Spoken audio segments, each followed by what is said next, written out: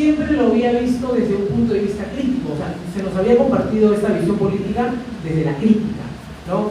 Como si fuera pues algo negativo, siempre se hablaba del conservador como un retrógrado, como alguien que estaba en contra del avance de la sociedad, como alguien que no, que simplemente se oponía al cambio porque quería defender sus valores, siempre relacionado con alguna doctrina religiosa y similares, ¿no? Pero poco a poco yo fui explorando, básicamente por las redes. Tuve el placer de conocer a muchos exponentes, entre ellos al profesor Miklos y al doctor Víctor Andrés, hablando de esos temas, ¿no? Junto a otros grandes como Fernán Altuve, ¿no? En el extranjero también, si bien es cierto, no es conservador, pero comparte muchos principios, Agustín Laje, entre otros, ¿no? Y uno se va abriendo, yo me fui abriendo camino y encontré que había una mirada distinta de este concepto, de este marco conceptual, de este marco, digamos, más que una ideología, es un estilo de vida, creo yo. Y así puedo adentrarme también en lecturas como la de Sir Roger Scruton, como la de Russell Kirk y Michael Oakeshott, etcétera, etcétera.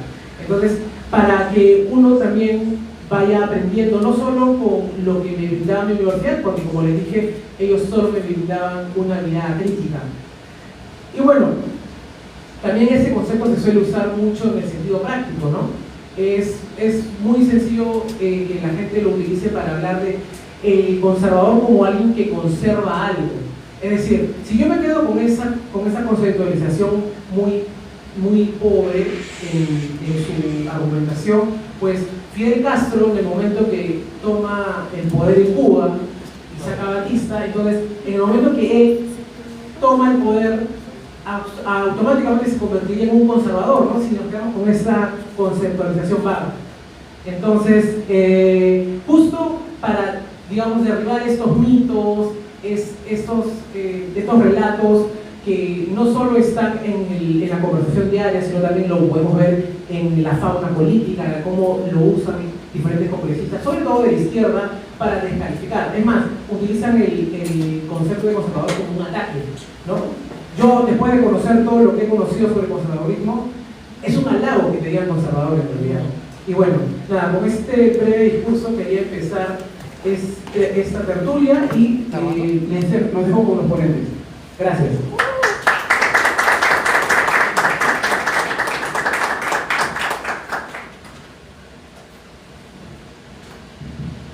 Bueno, precisamente hablando de los ponentes, ahora vamos a proceder a presentar a los ponentes del grupo. Comenzando en primer lugar con el profesor Miklos Lucas. Miklos Lucas de Pereni es un académico peruano especializado en filosofía política y filosofía de la tecnología. Discípulo del gran filósofo conservador británico Roger Scruton, fue el primer intelectual en introducir la variable científico-tecnológica y popularizar el pensamiento conservador en la América hispanohablante. Cuenta con PhD en Management y Máster en Gestión e Innovación por la Universidad de Manchester, en Reino Unido. Es egresado del Magister en Ciencia Política por la Pontificia Universidad Católica del Perú, tiene un Máster en Desarrollo Internacional por la Universidad de Wellington, en Nueva Zelanda, y es licenciado en Medicina Veterinaria por la Universidad Mayor de Chile. Actualmente es socio director de ILAC y profesor principal en Ciencia y Tecnología por la Universidad San Martín de Porres del Perú. Es profesor visitante en la Universidad Técnica Particular de Loja, Ecuador, y profesor visitante en la Universidad Católica de Chiapas, Tuxtla Gutiérrez, México. Anteriormente ha sido profesor de las universidades de Essex y Manchester, en Inglaterra, y ESA en Perú. Investigador senior de Matías Corvinus Collegium en Hungría e investigador visitante del Instituto Tecnológico París. Ha presentado sus trabajos de investigación, conferencias académicas y públicas en Argentina, Brasil, Bolivia, Chile, China, Colombia, Costa Rica, Cuba, Ecuador, Escocia, España, Estados Unidos, Francia, Guatemala, Hungría, Inglaterra, India, Indonesia, México, Paraguay, Perú, Rumania, Suecia. Es autor del bestseller, creo que quizás todos lo conocemos aquí, Neoentes, Tecnología y Cambio Antropológico en el siglo XXI, que ya supera además las 20.000 copias vendidas en más de 30 países. Un aplauso para...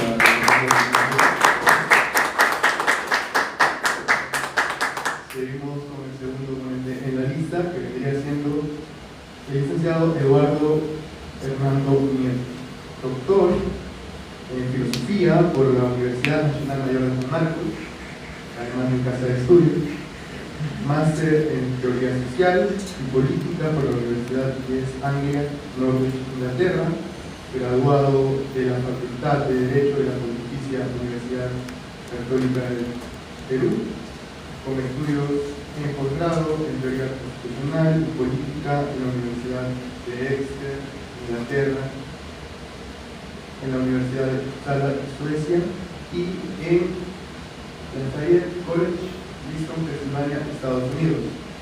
Director de la carrera de Ciencia Política en la Universidad Peruana de Ciencias Aplicadas y profesor ordinario del Departamento de Derecho de la Pontificia Universidad Católica del Perú. Ha sido también coordinador del doctorado de Derecho de la Universidad de San Martín de Porres y profesor de las facultades de Derecho de la Universidad de Lima, de la Universidad de Piura, la Universidad de San Ignacio de Loyola, además de profesor principal en argumentación jurídica en la Academia de la Magistratura. Autor del libro Pensando peligrosamente, el pensamiento reaccionario y los dilemas de la democracia deliberada, o Deconstruyendo la legalidad, ensayos en teoría legal, teoría política, y Carl Schmitt, entre el nomos y el nomos. Un aplauso, por favor.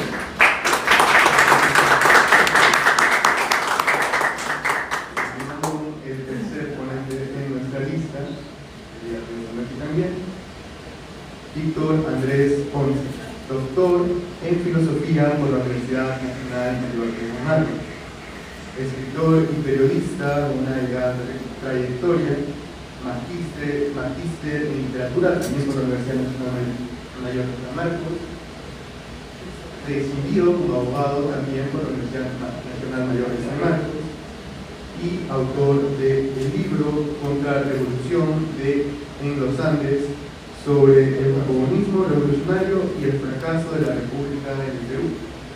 Además, director del portal Montonero, y podríamos mencionar además que tiene ciertas novelas publicadas en Editorial Norma, tales como De amor y de guerra, La última cacería y Las muertes del mundo. Un aplauso, por favor.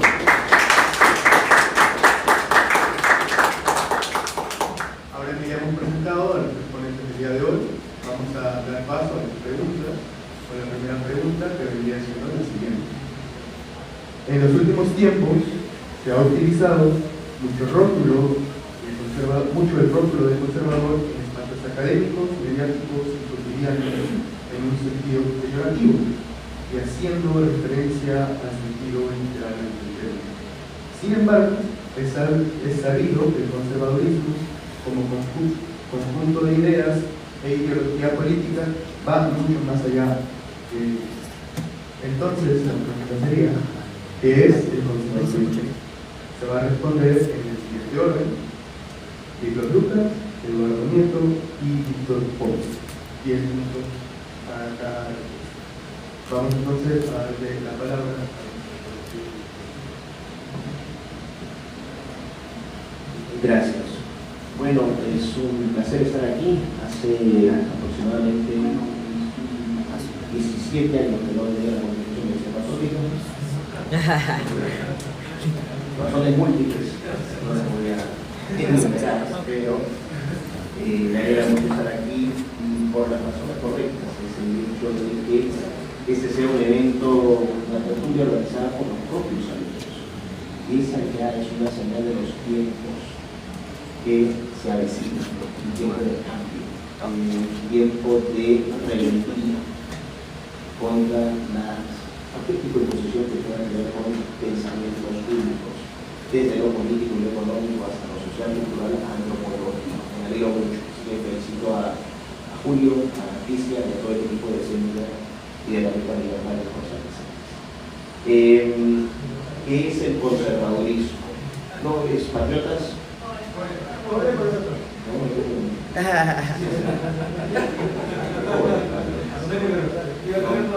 Viva la libertad. Sí. Bueno, ¿qué es el conservadurismo? El concepto es obvio, es conservar. El conservadurismo significa conservar. ¿Qué vamos a conservar? Bueno, muchas cosas. En primer lugar, antes de identificarlas categóricamente, podemos decir que como base conservamos todo aquello que queremos conservar, todo aquello que nos gusta, que nos es valioso, que significa algo en nuestra vida, que da sentido a nuestras vidas, como individuos, como familias, como comunidades, como parte. Entonces, eso es en esencia el conservadurismo, conservar todo aquello que es bueno, bello, valioso. Dicho esto, hay una diferencia fundamental entre el conservadurismo y las ideologías políticas. No incorpora el conservadurismo como una ideología política porque el conservadurismo es inductivo en la medida en que es un pensamiento que se ha ido formando a partir de la observación, de la praxis. En ese sentido, diríamos que el conservadurismo es calipo político. ¿Y por qué? En la medida en que no existe una teoría detrás del pensamiento conservador. De hecho, el conservadurismo no tiene teoría económica. No tiene teoría económica propia. El conservador tiene que pedir prestada la teoría económica, ¿no? Encuentra muchas afinidades, por ejemplo, con el pensamiento económico liberal austríaco. Ahí hay una afinidad importante. Mucha gente que probablemente se sienta liberal porque se identifica con esa escuela de pensamiento económico, en el fondo es más conservador que liberal. Pero bueno, el punto es que no desarrolló la teoría económica y tiene que pedirla prestada. Van a encontrar en ese sentido conservadores austríacos, conservadores distributistas, ¿no? Conservadores más, vamos a decir, más colectivistas o más alineados, por ejemplo, a una mayor intervención estatal. Entonces, depende mucho, pero el fundamento aquí es el realismo político. Un conservador no se casa con teorías. Y un conservador va a determinar cuál es el mejor curso de acción en un lugar determinado, con una comunidad o organización política determinada, según las circunstancias.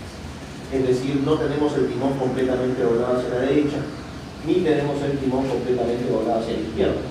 Nosotros entendemos, por ejemplo, que la vida, la economía, la política es un camino. Y en ese camino te pueden tocar curvas a la derecha, te pueden tocar curvas a la izquierda, en algún momento vas a tener que acelerar, en otro momento vas a tener que frenar.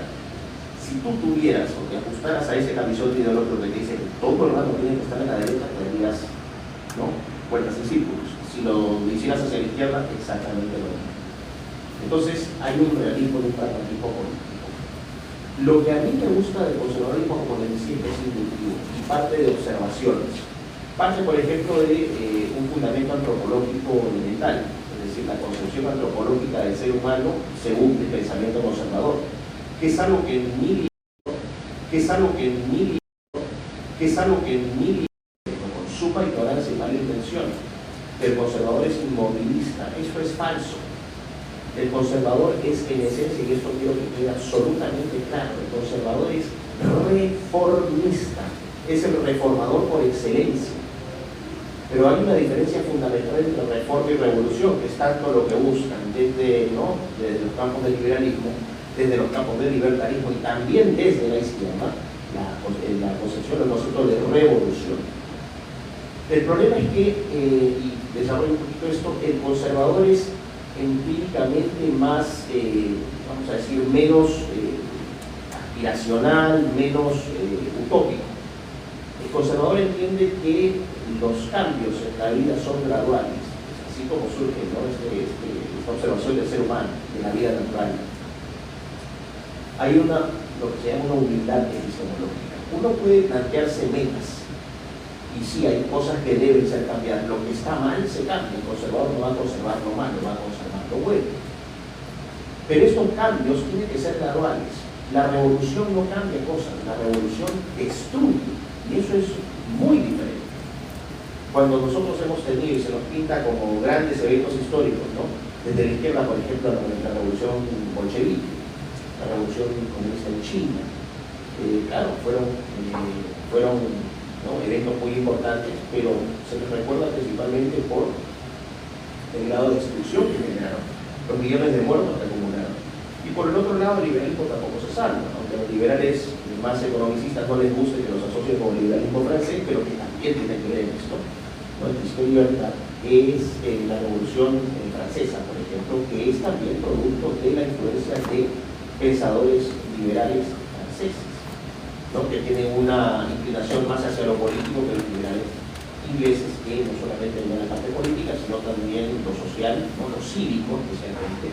La ilustración escocesa es un elemento clave, ¿no? La vida cívica del ser humano y la parte social.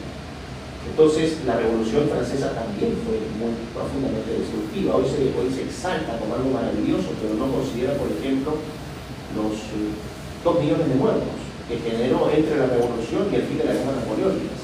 Trataron de deshacerse de un rey, de un monarca absolutista, y terminaron batiendo a Napoleón.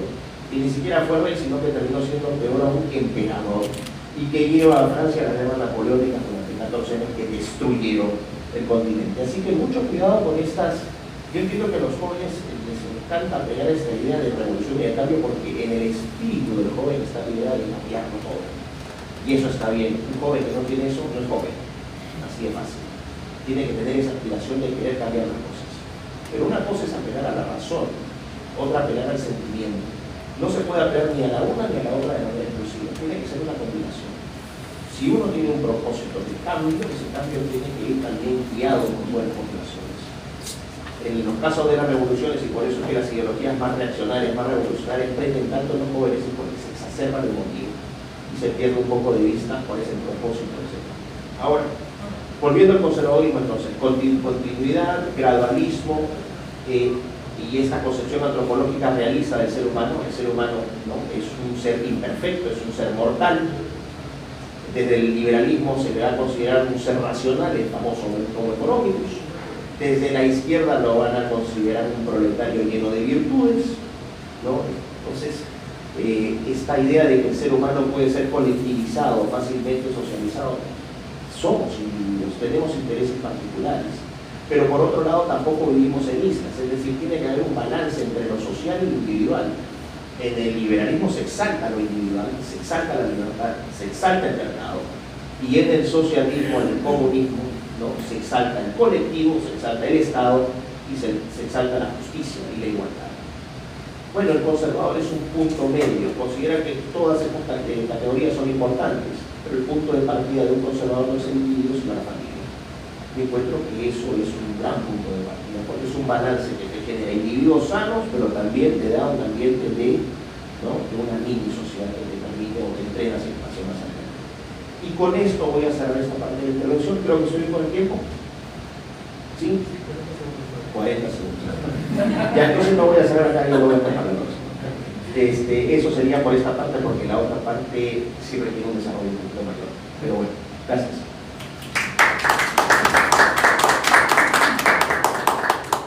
Buenas tardes, realmente agradecer por la invitación nuevamente de aquí.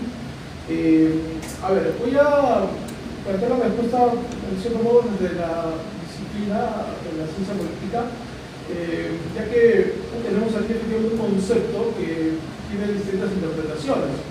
Si uno puede coger un libro, ahora hay varios libros interesantes que definen el término. Pero normalmente estos textos lo hacen desde una tradición más influyente del conservadurismo, que es el anglosajón o escocés, no sé. ¿No? Y entonces, obviamente hay una serie de características que luego las voy a mencionar y que suelen ser asociadas con el conservadurismo anglosajón, ¿no? De pronto podemos empezar por David Hume, ¿no? En el siglo XVIII, el propio Adam Smith. Luego tenemos este conservadurismo ya norteamericano, por ahí mencionaron a Russell Kirk, está también con Nisbet, el digamos, ya en una etapa más reciente, Scruton en Inglaterra. Recientemente hay un autor muy interesante, judío, hebreo, el profesor Yoram Husaní, ¿sí? que tiene varias publicaciones que de alguna manera se identifican también con la tradición conservadora anglosajona, ¿sí? Ahora, en el siglo XX tenemos otra tradición que igual usa el término, pero con otro concepto, con otra palabra, ¿no? Me refiero a la revolución conservadora, básicamente germánica, de la primera mitad del siglo XX, y hay autores como el propio Ernst Jünger en literatura, Carl Schmitt, Oswald Spengler, entre otros, Otmar Spann, y suelen ser, como dije, clasificados dentro de la noción de revolución conservadora, y obviamente hay bastantes discrepancias respecto al conservadurismo anglosajón. Por último, hay una tradición que de repente podría ser más propia de nosotros, en cierto modo, por historia, es el conservadurismo español, que lo hemos vivido de pronto en el siglo XIX, ¿no? Donde hay, digamos, aspectos que son centrales, como por ejemplo el principio de autoridad, o por ejemplo también el valor que tiene la religión, en este caso la fe cristiana católica, ¿no? De pronto en el caso del conservadurismo anglosajón, uno puede ver que muchos autores utilizan la religión en un sentido instrumental. O sea, la religión es buena porque sirve para mantener el orden y tal, pero no es de ser religioso, precisamente.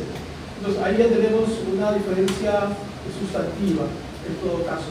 Así que, si bien es cierto, pueden haber coincidencias entre las diferentes tradiciones que he mencionado, pueden haber otras todavía, pero también hay diferencias, hay distinciones. Así que, bueno, en todo caso, lo que hay que hacer es, digamos, tratar de adentrarnos en el conocimiento de cada una de estas tradiciones y ver, pues, ¿no? qué cosa tiene, y de repente uno se puede identificar más con una o con otra, en último término, ¿ya? Ahora, como les decía, generalmente el conservadurismo más influyente ha sido el anglosajón. Entonces, hay una serie de características, por ejemplo, que pueden ser identificadas en esa tradición, que repito, podrían ser algunas de ellas también compartidas por las otras formas de conservadurismo. Voy a mencionarlas y luego comento. Esto, por si acaso, lo he extraído de un texto que lo recomiendo bastante, Conservatismo, de John Müller, un académico historiador americano que tiene trabajos muy interesantes y bastante serios.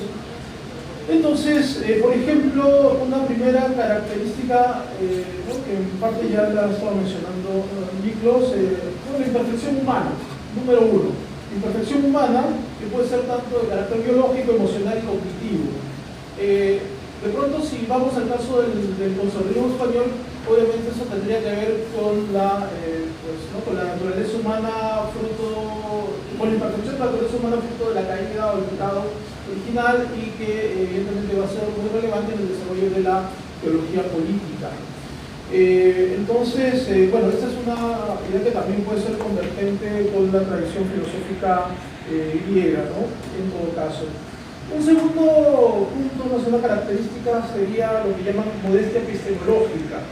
El conocimiento humano es limitado y no puede simplificarse la realidad.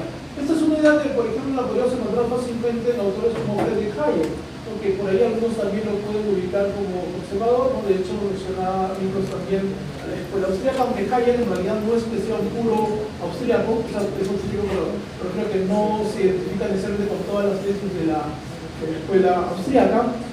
Pero en todo caso, pues, ¿no? digamos, autores del contexto de Hayek, Isaiah Berlin o el propio Karl Popper, en fin, podrían aproximarse esta tesis, ¿no? Sin ser, digamos, necesariamente conservadores en el sentido de lo que normalmente pensamos, ¿no? De hecho, Popper es el gran padre del progresismo global contemporáneo, ¿no? Es peor que Marx, de repente, ¿no? En estos tiempos. En fin. Luego tenemos otra característica, dice el propósito sentido de las instituciones, ¿sí? ¿Para qué sirven? Básicamente para controlar o restringir las pasiones humanas. De ahí la importancia entonces de fomentar instituciones. Ahora más bien muchas veces vemos cómo no se entiende esta idea de lo que es una institución, más bien ¿no? Funciona un poco de la cosa a la inversa, ¿no? A propósito de esta propuesta de regular los diálogos, o sea, ahí se parte del inverso, ¿no? De la pasión de la institución y no es a la inversa, ¿no? En fin, otra cosa que también se destaca, y esto sobre todo lo subraya Edmund Burke, de pronto el nombre más citado cuando se habla del conservadurismo anglosajón, sería el rol que juegan las costumbres, los hábitos, ¿no? Y también el concepto de prejuicio, en su sentido, digamos, literal, ¿no? Prejuicio, juicio previo, que es un, digamos, componente fundamental, ¿no? de la vida, la experiencia histórica, en fin, esto es algo que también siempre se destaca en la tradición del conservadurismo.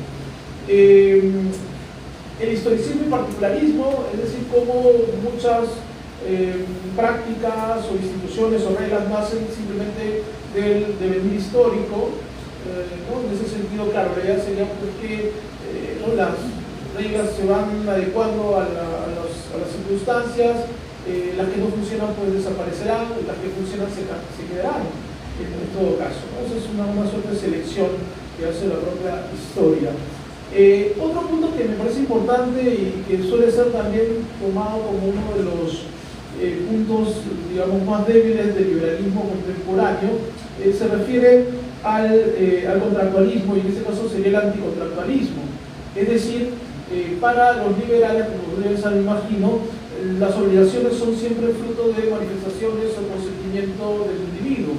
Así que se exigen las obligaciones en la medida que tú te has comprometido o has consentido. Eso significa que no existen obligaciones naturales en la perspectiva liberal. En este caso el conservadurismo obviamente no asume que existan obligaciones que son solamente contractuales, evidentemente, ¿sí? El amor a la patria, el amor o aprecio que tienen los hijos respecto a sus padres, no son fruto de contratos, no nacen con manifestaciones de voluntad. Ya hablaremos bien de obligaciones naturales en último término, ¿no? Aquí está esta famosa frase, ¿no? Que seguramente todos los que han leído sobre el conservadurismo la conocen, de Burke, ¿no? El verdadero contrato se da entre aquellos que viven, aquellos que ya han vivido y aquellos que vivirán. Así que no hay ahí en realidad ninguna, digamos, nada que sea una manifestación, ¿no? de la voluntad o la razón. Y por último, no con esto cierro, sí, algo que ya comenté, ¿no? Y que evidentemente sería un punto discordante con el conservadurismo español, el hecho de asumir que la religión sirve para legitimar el desorden social, ¿sí? O sea, básicamente es un instrumento político, ¿ya? Entonces, esa es la visión, digamos, más bien anglosajona en este caso. Lo encontramos bueno, no era anglosajón, pero tenía simpatías de pronto en Tocqueville, por ejemplo, Alexis Tocqueville, es un ejemplo de cómo entendía la religión, entre otros. Eso sería básicamente.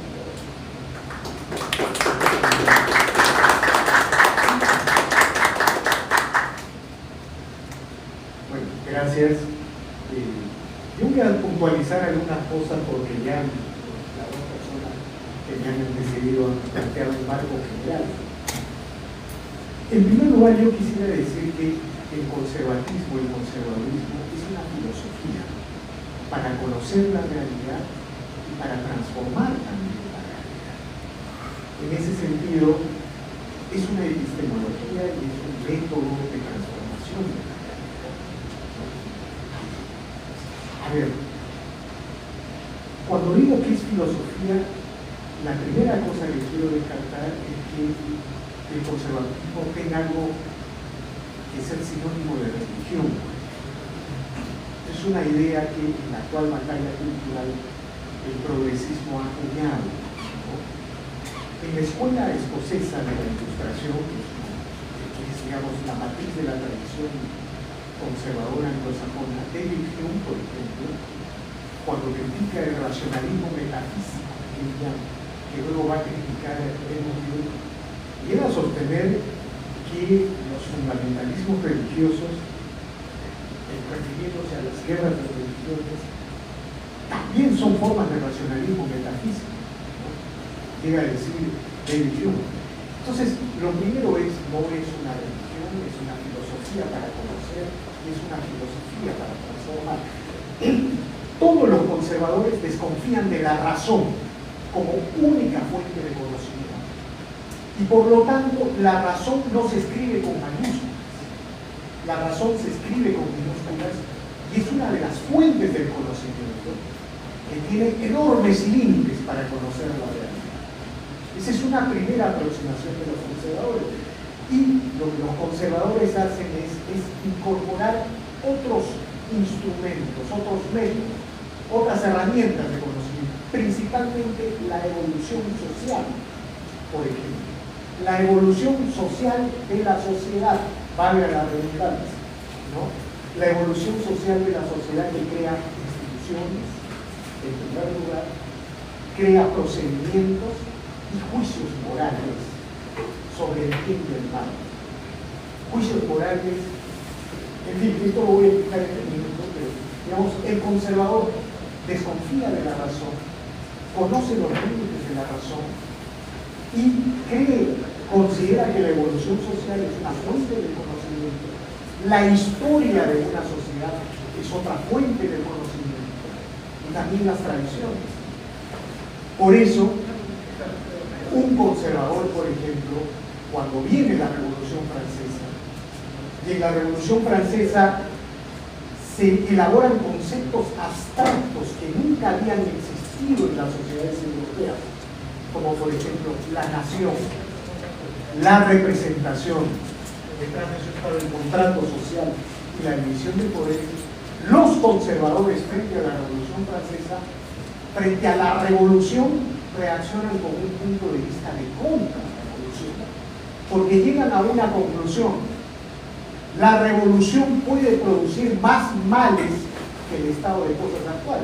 Milton lo ha escrito con detalle cómo la Revolución Francesa causó los males que se han descrito, millones y millones de muertos en Europa, y un continente sumido en la guerra napoleónica, en guerras de ejércitos, bajo estos conceptos. Entonces, el conservador, ¿no? Cuando viene la Revolución Francesa, reacciona en contra de ello. Les pongo otro ejemplo. Cuando viene Marx con el Capital y sus conclusiones de planificar la economía, y luego vienen los bolcheviques y en una pizarra, en base a la razón, al puro ejercicio racional, llegan a la conclusión que la colectivización de la economía, ¿no es cierto?, es el camino para construir la igualdad y resolver los problemas de pobreza. Los conservadores reaccionan contra ese enrolamiento de la razón, porque señalan que la evolución de la historia de la humanidad va en contra de esa planificación, de ese proyecto elaborado. Les pongo otro ejemplo. Cuando los progresistas, ¿no?, las corrientes progresistas de todas sus variables y todos los neomarxistas pretenden hacer una reingeniería institucional de la institución de la familia, así como se quiso hacer una reingeniería de la monarquía francesa, ¿no es cierto?, en la Revolución en Francia, o se quiso hacer una reingeniería de la economía en la Revolución Bolchevique. Cuando los progresistas ahora vienen y quieren hacer una reingeniería de la institución de la familia, una institución que ha evolucionado desde que la humanidad ha formado comunidades, colectividades, que no nace de la razón, que es simplemente producto de la evolución. Los escolásticos dirían del orden natural, Hayek diría el orden espontáneo, ¿no? Cuando vienen los progresistas y dicen hay que crear todos los tipos de familia, más allá de la idea de un hombre y una mujer que crean la prole, ¿no es cierto? Y que por lo tanto, Marx lo decía, la familia tradicional es el origen de la propiedad privada y del Estado burgués. Eso lo dice Marx en todos sus libros, por si acaso. Por eso, Marx y Engels, los fundadores del comunismo, uno de los objetivos era eliminar la familia tradicional, porque la familia tradicional es la única fuente, el único impulso de la propiedad privada, y por lo tanto hacer la única fuente, el único impulso de la propiedad privada. La familia es el origen del capitalismo y los mercados. Pero si tú sigues analizando, si no hubiera familia y tuvieras un Estado, todo el poder de la sociedad se concentraría en el Estado. Y la idea de instituciones intermedias que contrapesan el poder central del Estado desaparecería en la sociedad. Por eso los progresistas, los comunistas, los marxistas, siempre se proponen destruir y erosionar la familia, ¿no? Desde un punto de vista estrictamente racional. Entonces, el conservadurismo es una filosofía para conocer la realidad, pero también es una práctica para transformar la realidad. Miren, Occidente, con esto no sé cuántos minutos tengo. Occidente es el estadio, ¿no? El estadio moderno que más libertad ha construido desde la modernidad para acá. Occidente, las sociedades occidentales. Estas sociedades occidentales han tenido un progresismo indetenible en su ciencia, en su tecnología, en su economía. Hemos pasado de las ciudades llenas de bosta de caballo al motor de Ford, al auto eléctrico. Hemos pasado de los combustibles fósiles a la electricidad y ahora otras formas de energía. Occidente, en términos económicos, científicos y tecnológicos, es una máquina de progreso. Pero Occidente, hasta que apareció el progresismo, en las primeras décadas del siglo XX y la segunda mitad del siglo XX, Occidente, en términos de instituciones, en términos de juicios morales, en términos de procedimientos, siempre fue conservador. Por eso en Occidente prosperó el sistema republicano, no la democracia, ese es otro concepto, prosperó el sistema republicano, que es el sistema de gobierno, de instituciones, para controlar el poder. Por eso en Occidente prosperó. Por eso en Occidente prosperó el capitalismo, que ha producido los mayores espacios de igualdad de la historia humana. Ya sé que las clases medias en el día de hoy, o los menos pobres, vivan mejor que los reyes de 3 o 4 siglos atrás, aunque parezca mentira. Estas cosas no son arbitrarias, eso es Occidente. Entonces, Occidente ha tenido este lado progresista en su economía, su ciencia, su tecnología, sus infraestructuras, su economía. Pero en términos de la familia, de la propiedad privada, de los contratos, de los mercados, de los juicios morales sobre la vida o la muerte. En Occidente la muerte sigue siendo sagrada. Nadie puede comprar ni vender los huesos de su abuelo y de su familia, ¿no? En términos de los juicios morales sobre la vida y la muerte, en términos de respetar las tradiciones religiosas de una sociedad, en términos de respetar el lenguaje que construye la evolución social natural de una sociedad, siempre ha sido conservador. La novedad es que a mitad del siglo XX, luego de la caída del muro de Berlín, ha aparecido una ofensiva progresista que en nombre de radicalizar la igualdad y la libertad pretende erosionar todas las instituciones que ha conservado Occidente, a pesar de la Revolución Francesa, a pesar de la Revolución Sexual. Esa es la gran novedad. Y ahí es donde se tiene que ubicar una filosofía conservadora para defender el mayor espacio de libertad que el mundo moderno ha conseguido. De lo contrario, vendrá el modelo chino, con el Partido Único, los antimonistas, la aristocracia de los ingenios, el Partido Único, o quizá el rey, o cualquier cosa que pueda hacer. Hay que entrar.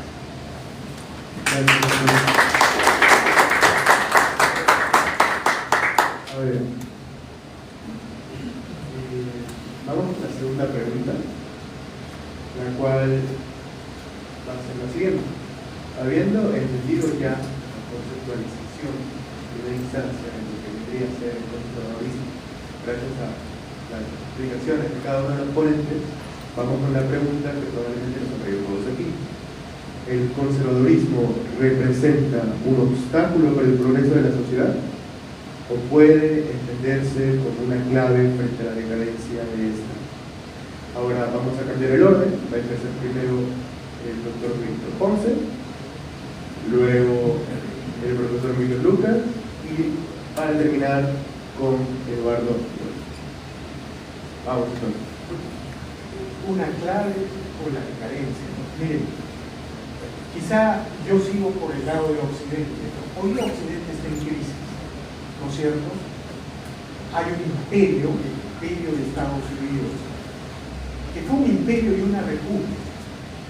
Pero antes de continuar, dejen que decimos que los imperios, a mi entender, son la principal fuente de civilización en el mundo. La civilización, el avance de la humanidad, generalmente se ha dado a través de relaciones de imperio.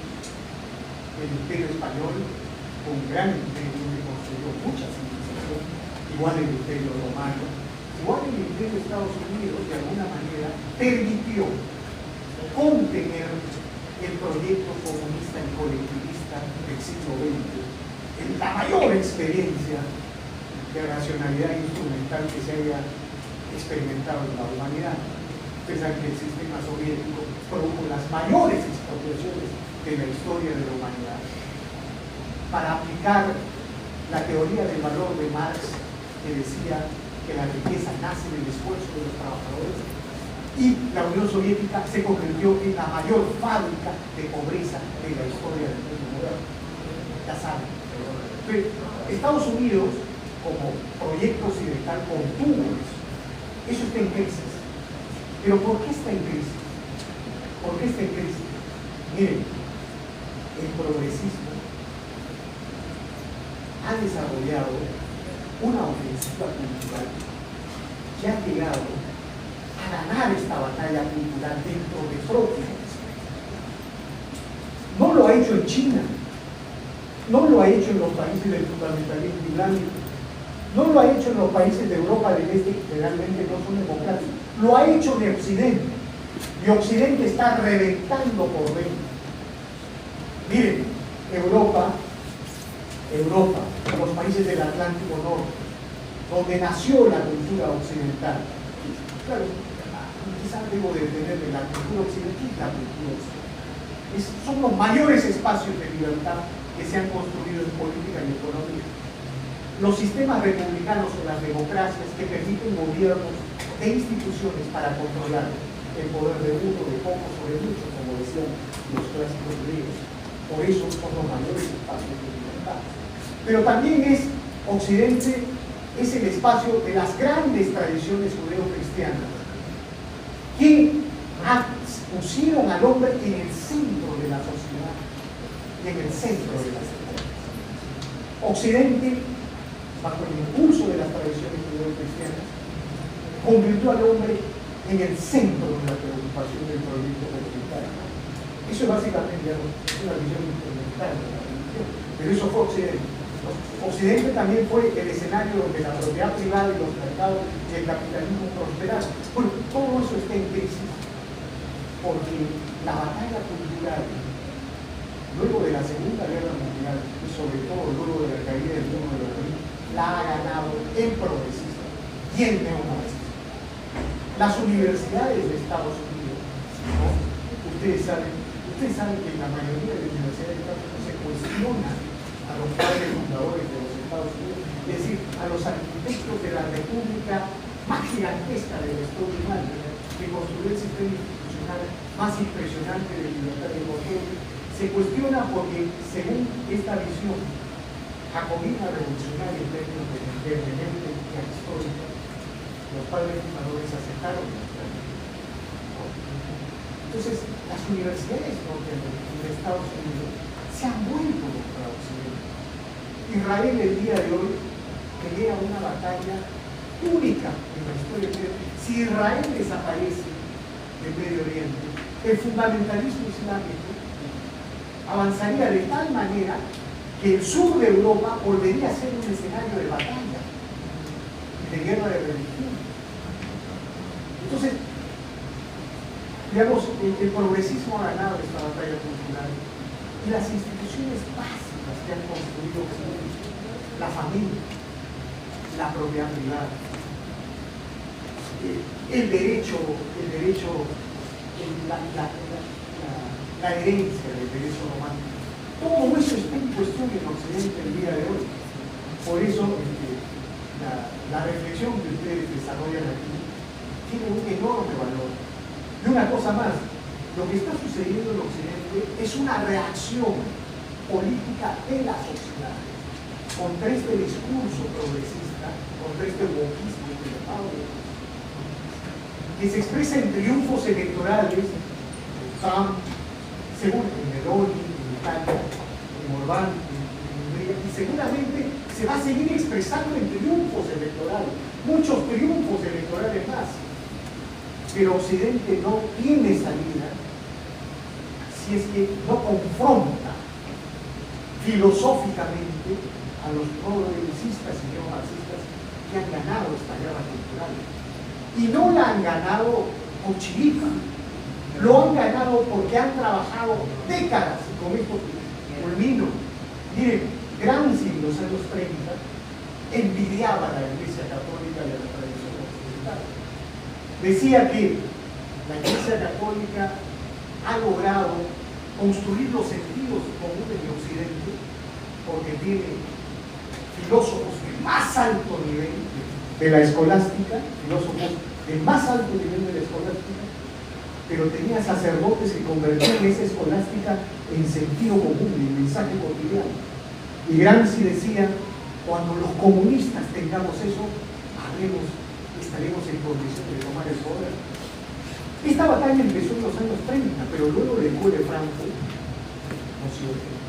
que se construyó en la Universidad de Columbia, el Instituto de Estudios Sociales, se construyó en la Universidad de Columbia, formó generaciones y generaciones de académicos e intelectuales que han tomado las universidades estadounidenses.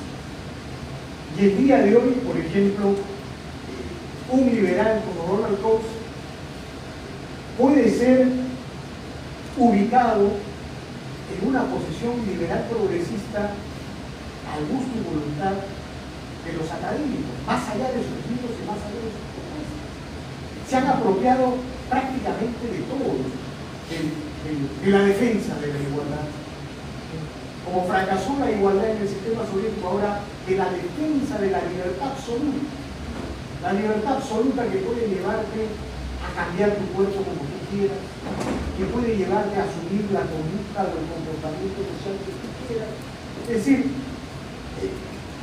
han ganado esta batalla cultural. Y con esto culmino, si es que no hay una respuesta filosófica a este triunfo filosófico de los progresistas, de la escuela de Gramsci, de la escuela de Frankfurt, de Foucault, de Derrida, de Lyotard, de Deleuze, del francés Deleuze.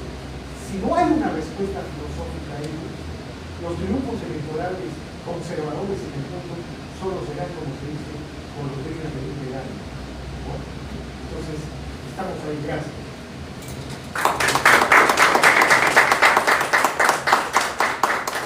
Por favor, después de repetir la pregunta.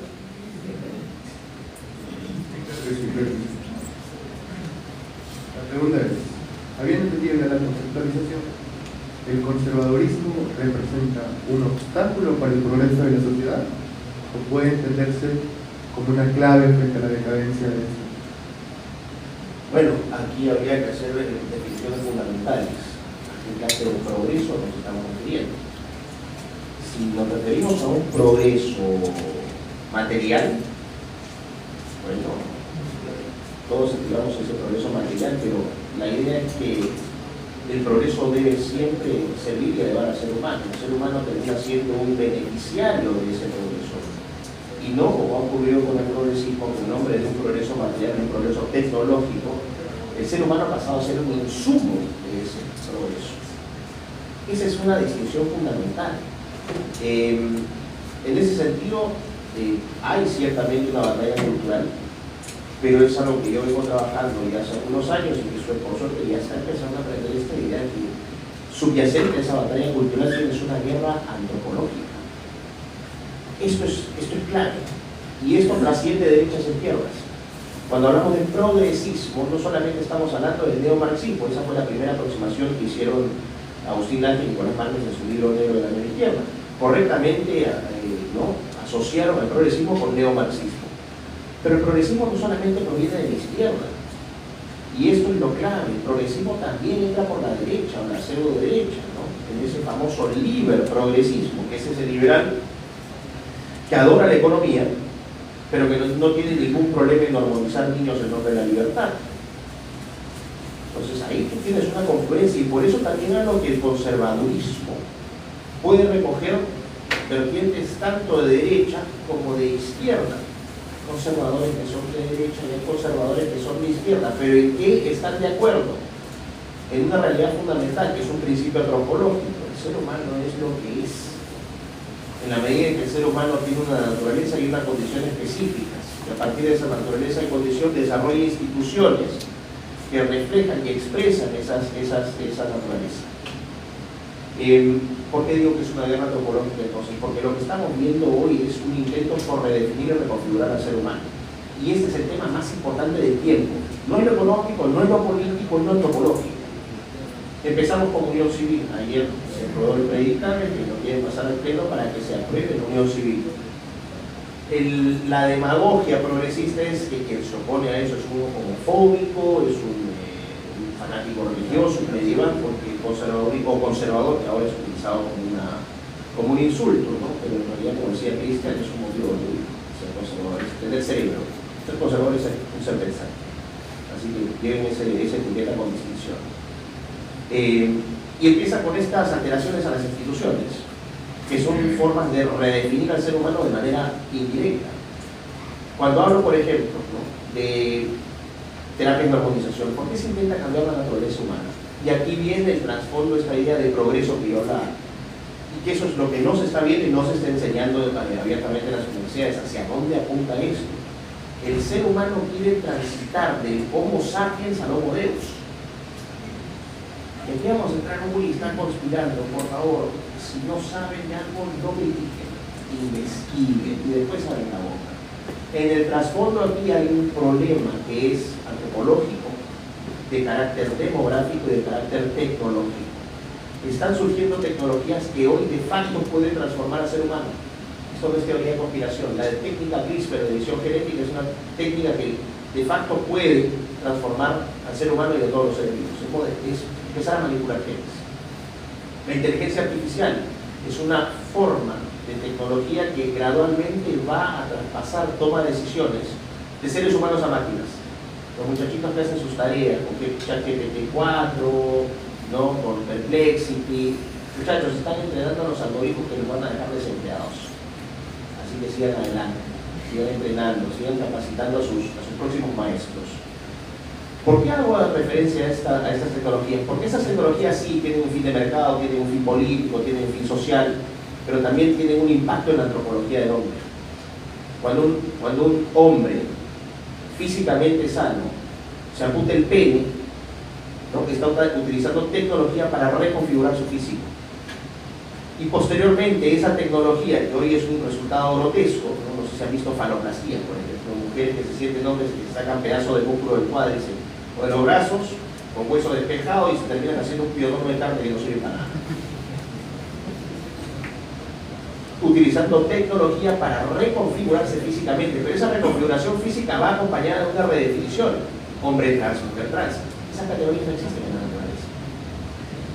Entonces, ¿por qué es importante el conservadurismo? Porque le decía, este realismo empírico. El conservador parte de una verdad objetiva, verificable. El ser humano es, ¿no?, un ser con una naturaleza y una condición particular, y presenta un dualismo y un dimorfismo sexual. Es hombre y mujer. No hay tercer sexo, es mentira. Cuando, por ejemplo, nacen hermafroditas o andróginos, pueden presentar los dos sexos en un solo cuerpo, pero no hay un tercer sexo, ¿no? Y el hecho de que yo pueda empezar a alucinar qué cosa quiero ser, tampoco me convierte de facto en ese ser. Si yo me quiero declarar alguien transgénero, Bueno, yo puedo en mis alucinaciones pensar que eso es así, pero eso no me da derecho a que otros perciban esa realidad. ¿Cuál es el peligro? Y por eso digo que la guerra antropológica es lo central. Porque la tecnología ya le permitiría a ese sujeto, o gradualmente le permitiría a ese sujeto, o a esa mujer, que esa alucinación se transforme en una realidad. ¿Qué pasa si se va refinando, por ejemplo, la técnica de edición genética? ¿Y qué pasa si empezamos a crear seres asexuados por manipulación genética? Empezamos experimentando con animales y después pasamos a experimentar con seres humanos, que ya se está haciendo. Todos estos muchachos que van a cirugía son experimentos, son sujetos de experimento. Es la idea de que el progreso tecnológico es el fin último,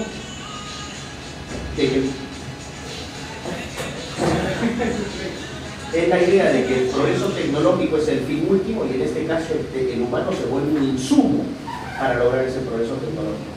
¿Quién quiere un progreso así? Entonces yo diría que el conservadorismo no solamente no es una forma de retroceso, sino que en estos momentos es una necesidad, porque el conservadorismo, desde el lenguaje político, no desde la religión, plantea una defensa estricta del ser humano. Es una defensa racional y emocional. Es un equilibrio. No se casa ni con teorías, ni tampoco se casa con las abstracciones, ¿no? Ni con el exceso de razón. Es un punto intermedio. Es conservar lo bueno, y ese es el fondo. Y con eso cierro. ¿Vale la pena conservar al ser humano como es? Díganme qué máquina puede regenerar tejido. Díganme qué máquina tiene la magia que tiene un cerebro. Cuando hablan de inteligencia artificial, lo que están haciendo es humanizar una tecnología estúpida, que no funciona por sí misma y que muestra un tipo de inteligencia, que es la capacidad para procesar datos en toneladas y alta velocidad. La inteligencia del ser humano es mucho más rica, mucho más amplia, mucho más creativa. ¿No? Podrá imitarla, pero una mente que es capaz de supuestamente crear una tecnología que podría superarla ya te demuestra el nivel de brillante que es una cosa. Para mí eso vale la pena preservar, vale la pena conservar lo que somos, lo que a partir de nosotros surge, que es nuestra descendencia, nuestras instituciones. Claro que vale la pena defenderlas.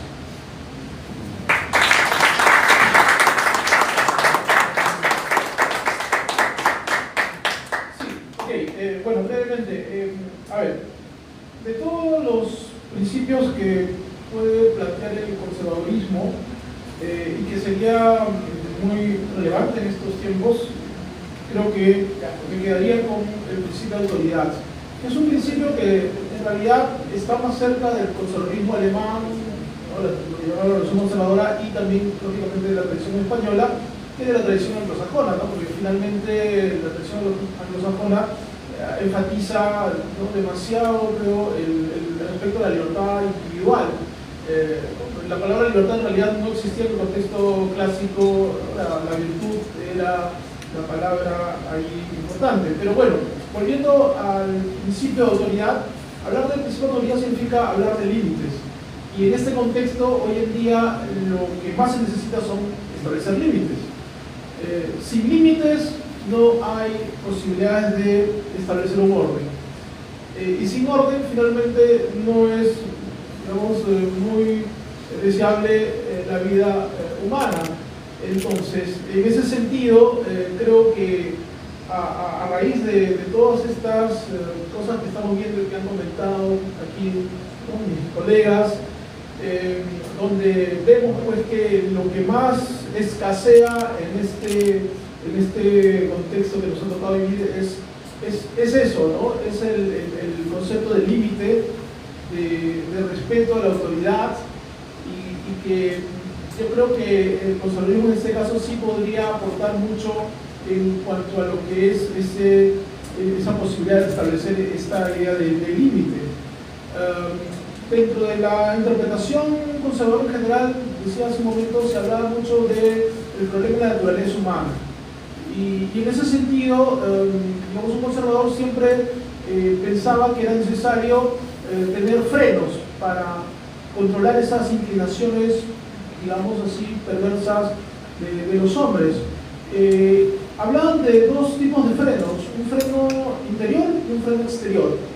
El freno interior sería básicamente, bueno, lo que en general podría llamar la moral, pero podría obviamente está digamos, presente gracias a la religión, ¿sí? El freno segundo, el freno exterior que se usa cuando no funciona el primero, porque el primero es el más importante, el freno interno o interior, pero si falla ese freno interior, tenemos un segundo freno. Y ahí es donde entra un poco, bueno, digamos, aquí es donde mis estudios de derecho me han sido útiles, porque ese freno segundo es el derecho, ¿ya? Es la ley, es lo jurídico. Una ley que hoy en día también muchas veces pues vemos cómo se sobrepasa y que se suele, en este mundo progresista liberal, se suele pues muchas veces descartar en la medida que no me sirva. Obviamente si me sirve, ¿no? O si me es útil, entonces sí lo uso. Pensemos por ejemplo en una situación muy concreta, una situación de desorden social, ¿sí? La regla señala que, digamos, por ejemplo, la policía tiene el deber de restablecer el orden. Ahora, en el escenario contemporáneo, más bien lo que vemos es que la intervención de la policía es la excepción a la regla, ¿no? Cuando normalmente tendría que ser a la inversa. O sea, la regla te dice interven, y claro, de ahí si es que hay algún tipo de abuso que se pueda demostrar, pues habría ahí algún tipo de restricción. Pero en cambio, hoy en día, por ejemplo, la idea es tu protesta y excepcionalmente, ¿no? Podría haber una intervención policial. O sea que la excepción en este caso es lo que normalmente, no racionalmente era la regla, ¿no? lo razonable finalmente, ¿ya? Entonces, en este caso sabemos pues que todos los discursos que suelen ser propagados por los medios, incluso instituciones educativas también, siempre enfatizan el tema de la libertad, de la satisfacción de la preferencia del individuo, ¿no? Los estudiantes hoy en día pues son clientes que hay que satisfacer, ¿no? Si el profesor, si no le gusta el profesor porque te califica bajo, entonces fuera, ¿no? O sea, esto es justamente una muestra más de lo que significa la pérdida de sentido y significado del concepto de autoridad. Así que en realidad yo creo que con restablecer ese principio basta y sobra para poder empezar a cambiar las cosas. Ahora, este principio se restablece ¿no? Básicamente a través de la educación justamente, ¿no? es una de las vías, y también en cierto modo pues, de las propias leyes. En ese sentido es importante también la labor de los legisladores. Sin embargo, bajo este escenario que tenemos hoy en día, sabemos que justamente las leyes también, por más que sean hechas por la mayoría parlamentaria, lo que fuese, tienen siempre que ser convergentes con estos preceptos o principios de la moral liberal. Así que en ese sentido también hay un problema, porque con este desarrollo del constitucionalismo contemporáneo, el principio de legalidad o la autoridad de la ley ha venido pues declinando progresivamente. En ese sentido, entonces, ahí también hay un problema con el desarrollo de la educación en el derecho y cómo se está manifestando hoy en día esta realidad que básicamente pues, ha ido también quitándole espacio al legislador y colocando en su lugar a los jueces nacionales o supranacionales, que son finalmente quienes determinan lo que se hace o no se hace, ¿no? A propósito de lo que hablaba hace un momento de Israel, bueno, hay una orden de emisión de un tribunal penal internacional sobre el ministro de Israel, y entonces, claro, ahí está básicamente, ¿no?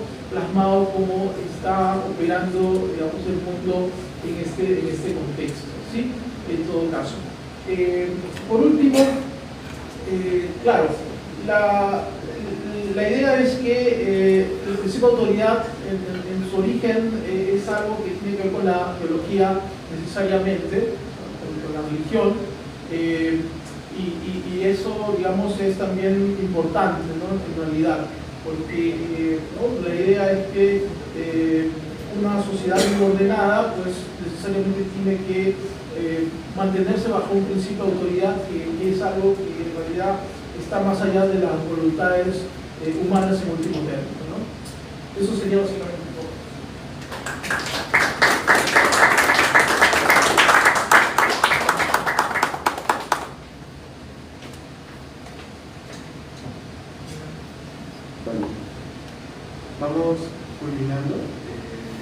la ronda de preguntas con la tercera y última pregunta como parte oficial.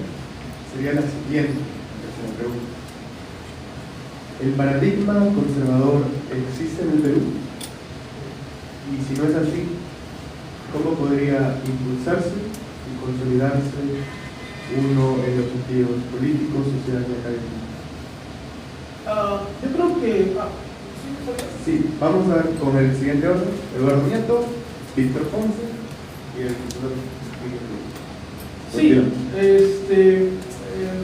justo a propósito de la pregunta, bueno, primero la respuesta es que sí. Hace un momento cuando estaba en una clase de ciencia política y justamente estábamos analizando una lectura de un autor que es bastante conocido, ¿no? Un profesor americano que ha estado acá también en la Católica, Levitsky, ¿no? Steven Levitsky, que evalúa, ¿no? Lo que serían, digamos, los regímenes autoritarios en el mundo y en particular aquí en el caso de América, ¿no? del Sur y Perú, en el caso particular. Entonces, digamos, hay un término, ¿no? que se acuña para referirse a regímenes como el peruano o el ecuatoriano, decía, ¿no? Que son regímenes autoritarios y que, digamos, a diferencia de otros casos de regímenes en América del Sur, por ejemplo en Chile o en Uruguay, ¿no? Entonces suele hacer una distinción, ¿no? Como que estos regímenes de Uruguay o de Chile tienen una sólida base institucional y por ende no pueden caer en modelos autoritarios como si puede ser el caso peruano o el caso ecuatoriano, por ejemplo, que mencionamos, o el caso de Venezuela, ¿no? Entonces, ¿a qué voy? Justamente lo que me llama la atención de esta interpretación, evidentemente es que asocian el autoritarismo, sí, con, digamos, justamente con aquellos países que de pronto pueden ser más reacios a toda esta corriente de liberalismo progresista, digamos. ¿No? Si vemos el caso, claro, de Uruguay, Argentina, Chile, evidentemente son los países que más rápido han ido estableciendo estas normas que facilitan todas estas demandas o pretensiones de estos grupos que conocemos. No así en el caso peruano, por ejemplo, o en otros países vecinos, ¿no? Paraguay, por ejemplo, también, que sería solamente otro ejemplo de un régimen que puede ser autoritario o un régimen de baja institucionalidad. Entonces, ¿eso qué significa? Obviamente que en el caso peruano hay, ¿no? una comunidad que todavía pues valora hasta cierto punto la idea de límite o de autoridad que mencionaba hace un momento. A diferencia, digamos, de los otros ejemplos que, claro, en teoría serían las sociedades más cultas o educadas, ¿no? Ahí viene esta comparación al caso norteamericano reciente, ¿no? O sea, ¿quiénes votan a Trump? ¿No? Los que no han ido a la universidad, ¿no? ¿Dónde está el voto mayoritario de Harris en pues, Nueva York, ¿no? En California, ¿no? Qué sé yo, en Washington, ¿no? En el estado, ¿no? O sea, hay entonces eso que llaman un clivaje, ¿no? urbano-rural, por ejemplo.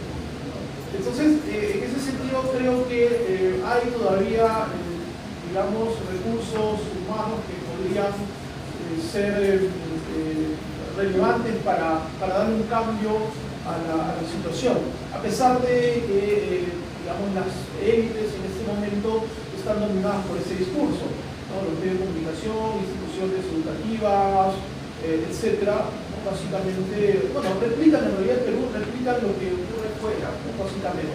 Pues las universidades de élite de aquí, de Perú, de Chile, de Argentina, replican lo que hacen las universidades de élite de Estados Unidos, básicamente. Entonces creo como una clase política que tiene esas tendencias o características. Entonces, a pesar de que no hay resistencia, ¿no? Como bien se puede ver. Entonces yo creo que sí, ¿no? Habría que ver cómo se puede canalizar esa resistencia. Lógicamente que hasta este momento, por lo menos en el siglo XXI, no hay ningún partido político que represente a cabalidad esa fuerza o esa energía. Lo que intentaron, bueno, creo que ni siquiera tenían idea de lo que estaban haciendo, por eso fracasaron. En todo caso, yo creo que en política lo primero que uno tiene que tener claro qué es lo que quiere hacer, y lamentablemente mucha gente no sabe qué es lo que quiere hacer cuando tiene el poder. Entonces, bueno, por lo menos aquí creo que ya más o menos tenemos idea de qué cosa quisiéramos hacer el último año, ¿no? Así que eso es básicamente.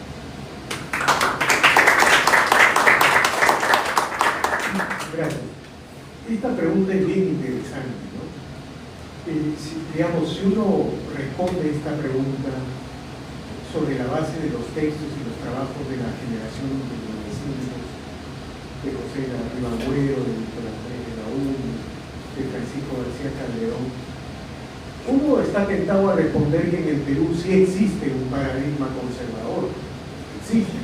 En todo caso, los autores de la generación de 900 intentaron pensar desde el punto de vista conservador un proyecto nacional desde las grandes tradiciones conservadoras.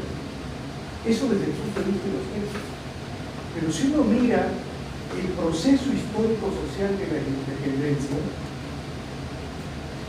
el Perú es un país en permanente revolución, ¿no? O sea, es un país sacudido por la revolución permanente, no es la revolución permanente de Tropa. Miren, cuando se produce la independencia en el Perú, al igual que en la revolución en Francia, se hace tabla rasa de todas las instituciones, se sepulta toda la historia de todas las instituciones virreinales, digo, se sepulta toda la historia virreinal, y las grandes tradiciones más o menos se intentan sepultar. En algunos casos se logra y en otros no. Pero quiero ponerles un ejemplo nomás.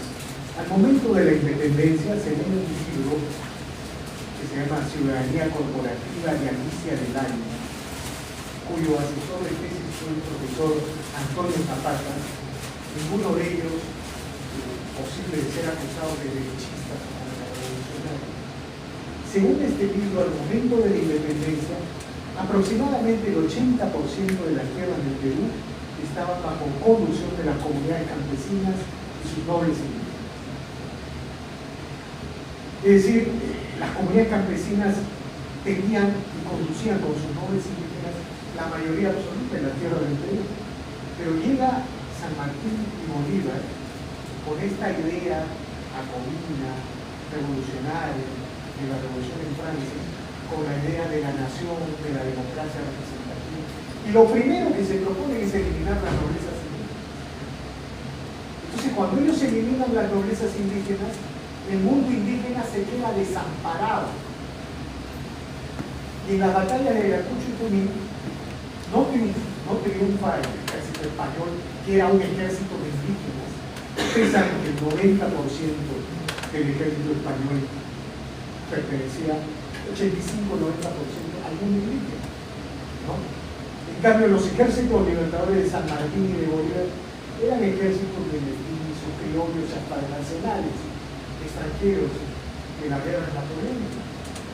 Entonces, cuando ellos llegan al Perú, lo primero que hacen es eliminar las noblezas indígenas. Entonces, ¿qué sucede? El mundo indígena se queda desprotegido. Se elimina una institución central del Perú de ese entonces. Entonces, la República lo que produce es el mayor proceso de expropiación de tierra de la historia del Perú y de América Latina.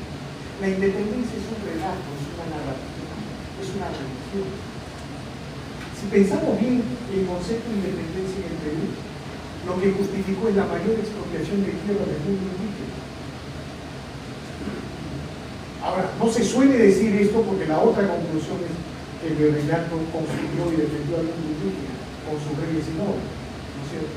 Pero a partir de ahí, si ustedes miran la historia del Perú, los conservadores no tuvieron prácticamente ninguna institución que conservar, excepto la religión católica.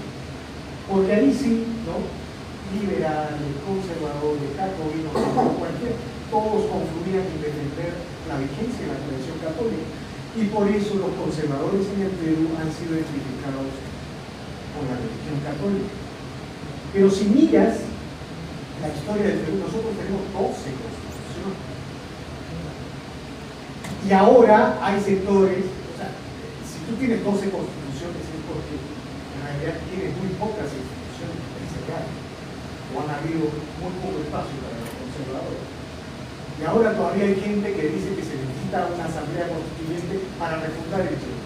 El Perú está en permanente revolución, en permanente refundación desde su independencia. Como está Venezuela, ¿saben cuántas constituciones tiene Venezuela? 25. Por eso allá, los bolivarianos, son los jacobinos revolucionarios. ¿Saben cuántas constituciones tiene Bolivia? 19. ¿No es cierto? En general, entre Chile y Colombia tenemos entre 8 y 10 países. Por eso estamos en el subdesarrollo. Francia es un caso particular en el que tiene 15 constituciones, pero tiene 4 revoluciones industriales. Pero Estados Unidos e Inglaterra no tiene ninguna constitución, Estados Unidos no tiene.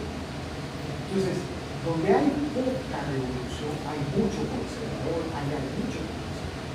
Por eso el pensamiento conservador, el pensamiento contrarrevolucionario es fundamental para el futuro del país.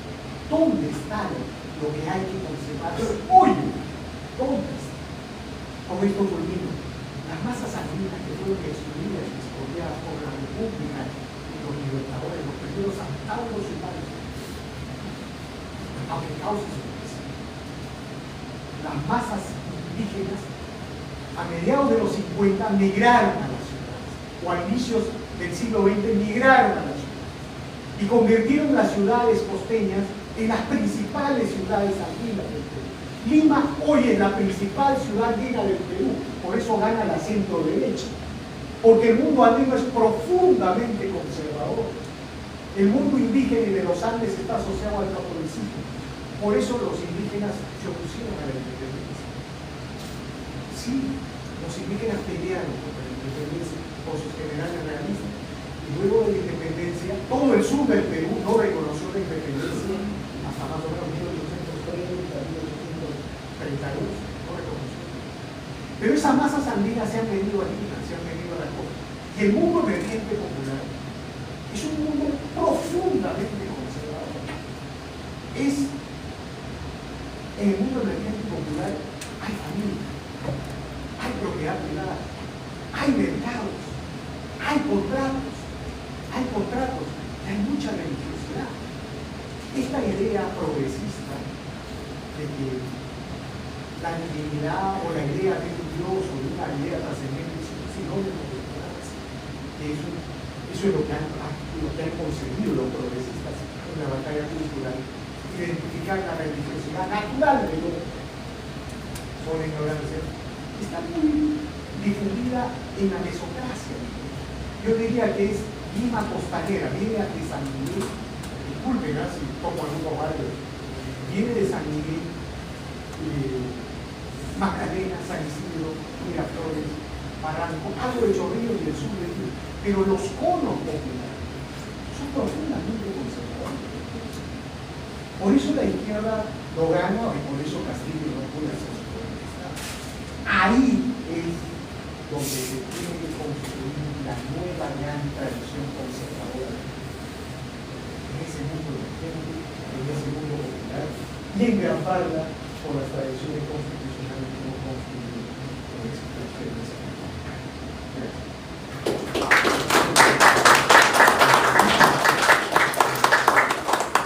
Gracias. Yo voy a retomar lo que decía el doctor Andrés con respecto a las comunidades indígenas, al que no lo producto del mestizaje. Efectivamente somos un país esencialmente conservador aquí y sobre todo los departamentos de historia, ¿no? Historiadores probablemente inspirados por Hobsbawm y todas estas corrientes marxistas de izquierda, la historiografía peruana es profundamente zurda. Entonces, lo que ha hecho es idealizar el modelo comunista y hacer un paralelo con las similitudes que encuentra el indigenismo con el marxismo, y es un absurdo. El indigenismo o las comunidades indígenas, cuando uno las estudia, lo que va a encontrar son profundos elementos conservadores. la unidad familiar, el alguien o la comunidad, la relación que tiene la comunidad con su entorno. Los cerros tienen nombres, que rinden tributo a sus muertos, los ríos tienen nombres, hay una trascendencia, no es solamente el mercado, tiene un fuerte espíritu emprendedor, hay un elemento de libertad, y las decisiones nacen, como lo plantea el conservadurismo, desde el diálogo y el consenso dentro de esa comunidad hacia arriba. El comunismo es todo lo contrario. Por eso yo no entiendo cuando estos indigenismos se asocian al marxismo y fueron completamente politizados. El marxismo es frontalmente contrario al indigenismo. El marxismo implica imponer un poder vertical, absoluto hacia abajo, en la intromisión y la disolución de la toma de decisiones en las comunidades. Significa desacralizar la familia, desacralizar la comunidad, secularizar completamente al ser humano. Por favor, ¿dónde está esta? Tiene que haber un trabajo, ¿no? Un trabajo empíricamente respaldado, no teóricamente desarrollado, ¿no? Que pruebe lo que ya todos intuimos y sabemos. El Perú es un país profundamente conservador. Nos vamos de las comunidades y vamos a las ciudades costeras, ¿no? Que son producto también de la migración. ¿Qué es lo que vamos a ver? ¿Qué es lo que valora el peruano? ¿Qué es lo que ya permitió a los peruanos? No digo peruanos y peruanas, que con eso se le nota el ridículo. ¿Qué ha permitido a los peruanos salir adelante? Su unidad principal de apoyo siempre ha sido la familia. Todos los que están acá encuentran en su familia su principal fuente de apoyo o víctima. Incluso para el deconstruido que vino acá hace 2 años con la idea de cambiar el mundo y le cambiaron la mente y ahora sale a protestar y a hacer tonterías, ¿no? Siempre papá y mamá, a pesar de todo, lo van a aceptar con todas sus deficiencias actuales. Siempre lo van a recibir en casa. La familia es el punto crítico. ¿Y qué otra cosa? Era la primera parte que yo había dicho, ¿no? Cuando hablaba de... dije, voy a dejar esto para esto, pues lo voy a mencionar ahora, que ya lo había adelantado Eduardo. El conservadurismo no necesita ser explicado. El liberalismo, por ejemplo, cuando tú hablas del contrato social, tú tienes que explicar esa teoría. ¿Qué es el contrato social? Bueno, es la entrega de cierto poder a un soberano para que te garantice ciertas libertades y nosotros voluntariamente y libremente, bla, bla, bla. Teoría. ¿Qué pasa con el marxismo? El marxismo también, la lucha de clases, la dictadura del proletariado, todo eso lo tienes que explicar teóricamente. Los clases, un produccionismo absoluto, como se dice la variedad de los seres humanos, no los proletarios pobres oprimidos y los capitalistas burgueses malos. Entonces hay que hacer una revolución para sacar a los capitalistas, ocupamos el Estado, dictadura del proletariado, desmantelamos el sistema de mercado y finalmente nos convertimos en una sociedad sin Estado y sin clases. O sea, incluso para los que se declaran hoy marxistas ni siquiera saben que están criticando. Y finalmente lo que el marxismo busca es la abolición del Estado. Ese es un nivel de ignorancia total. Cuando yo le explico a una señora que vive en Apurima, con Huancavelica, Huancabamba, Arequipa, cualquier parte, señora, le voy a explicar el contrato social, señora, le voy a explicar la lucha de clases, señora, le voy a explicar qué es una familia. No voy a explicar eso. Intuitivamente esa mujer sabe lo que es una familia, sabe lo que esa familia significa para él, y sabe lo que su comunidad significa para él, y sabe que los símbolos no hay que teorizarlos, sino que cuando vea una bandera roja y blanca, sobre todo cuando los peruanos están en el extranjero, que allá donde valoran a su país, ¿no? Y están todos llorando el 28 de julio, a mi Perú, y quiero regresar, y están chupando su cristal importada. Ahí es donde recuerdan la importancia de los símbolos, la importancia de las tradiciones. Cuando escuchamos, ¿no?, al Sambo Gavero, conozcan a Vilés tocando, ¿no?, Contigo Perú. Aquí no ha derramado una lágrima con esa canción. Yo ebrio, confieso varias veces, porque es un sentimiento. Entonces sí, somos conservadores. Desde la ingeniería social, sobre todo, y lo digo con pena, pero con mucha esperanza, precisamente por este evento, donde aquí estamos viendo ya una reacción a tanta estupidez. de estos laboratorios progresistas que están formateando jóvenes y castrándolos mentalmente, pensando que son revolucionarios, cuando son víctimas de una revolución, cuando los han imbecilizado a tal punto que ya son incapaces de soportar una opinión distinta. Bueno, esta es una defensa del sentido común, de lo que es bueno, bello y valioso para todos nosotros. Y quizás mucha gente no lo teorice o no puede explicarlo, pero lo intuye. Intuye que lo que está defendiendo, que lo que está promoviendo es lo correcto. Cuando una persona no tiene argumentos para decir por qué la unión civil está mal, o por qué la adopción de niños por parte de parejas homosexuales está mal, porque está mal, punto. Porque hay una intuición. Y después te dirán los racionalistas, no, pero te saldrán con mensajes raros, teorías, que por qué eso no está mal, que debemos ser más inclusivos. Bueno, vamos a hacerlo más simple. Y de todas maneras tratan de descartar la intuición, porque nos dicen, esto es espiritual, esto no es científico, y tratan de desarrollar todas esas teorías. Bueno, racionalízame entonces cómo podemos comer caca. Necesito teorizar porque van a surgir algunos progres que te van a decir no hemos teorizado sobre la nutrición de la caca. A ver si me ven mirado. Perdón, lo voy a poner en sencillo porque esto lo puede pasar ahí y la gente lo va a escuchar. Y la idea es que se viralice para que entiendan. Claro, hay que usar las armas, los conservas estamos adelantados. De hecho, los conservas y el precio de esto, hace 4 o 5 años atrás, incorporan todas estas variables tecnológicas. La idea de pensar al ser humano en el plano tecnológico fue este conserva. Y ahora los liberprogres recién se están poniendo al día con la inteligencia artificial y ahora su PMP han llegado 17 años tarde, no saben dónde están parados. ¿A qué voy finalmente? ¿Somos un país conservador? Sí, profundamente conservador, y está bien que lo seamos. ¿Significa que por ser conservadores somos intransigentes? No. ¿Significa que estamos en contra del cambio? Tampoco.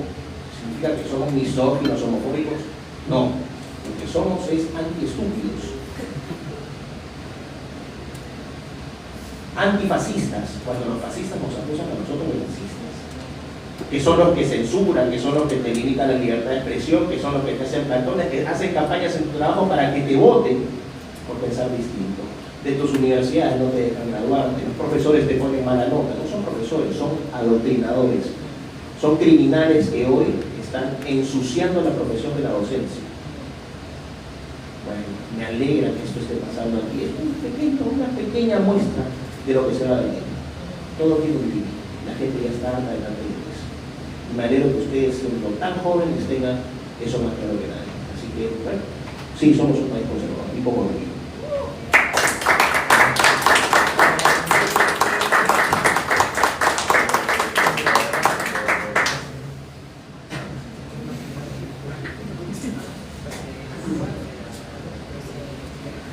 Bien.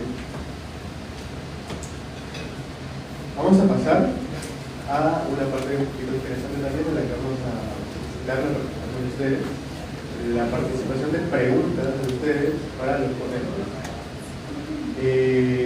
Va a ser con una dinámica simple, a mano levantada, los primeros que levanten la mano. A ver, te voy a pasar el micro.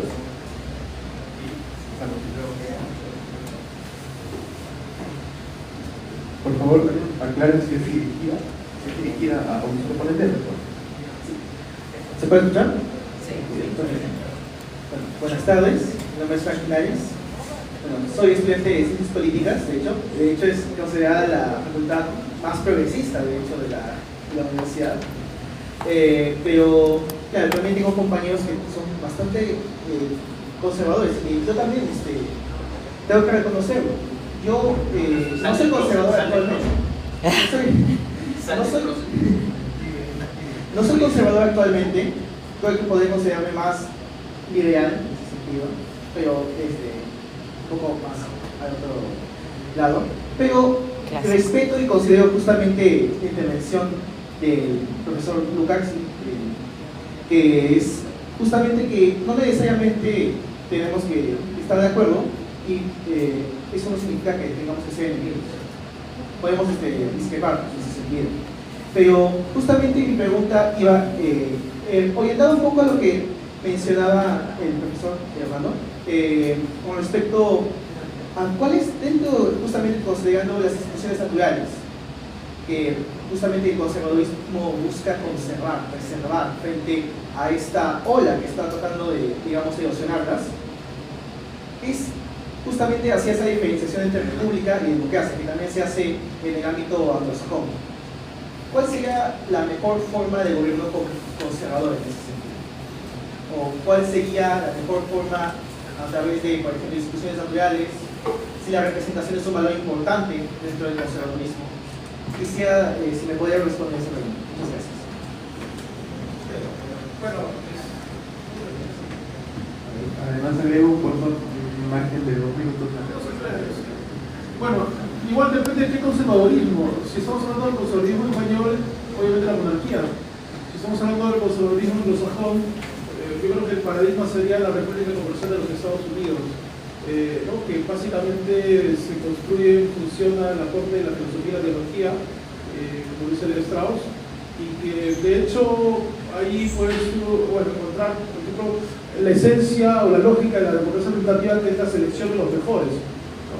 De hecho, hay esto que muchas veces se olvida, ¿no? Que en realidad la representación es establecer una élite, ¿no? De gobierno, y en ese sentido pues tiene que tener las cualidades de élite en cuanto a moderación, prudencia, criterio, juicio y conocimientos, en último caso. Ciencia política, ¿no? En el sentido original. Eso lo encuentras básicamente leyendo los papeles de la lista. Ahí está todo. Ahí está la explicación de la tradición conservadora liberal americana, ¿no? Que ha sido distorsionada después de la Segunda Guerra Mundial, dicho sea de paso, ¿no?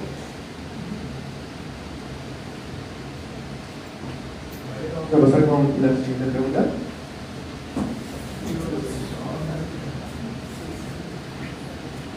Ok, buenas tardes y agradecer a las organizaciones aliadas por este evento y también a los ponentes.